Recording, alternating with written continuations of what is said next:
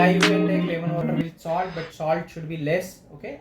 If you are actually coming from some sunny place and from outside, lemon water with salt is one of the best body can absorb and can suffice the loss which is there of salt because of the perspiration.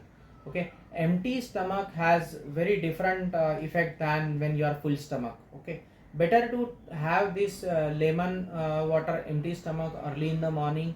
It has a very good effect. You can try it. People they take lemon water and honey. That also has an effect unless and until honey doesn't contain a sucrose, which is a sugar.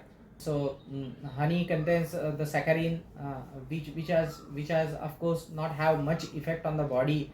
Some people say that this particular saccharin in very high amount is also have carcinogenic effect, but it is a natural component of the honey. So I think in small amount it is good.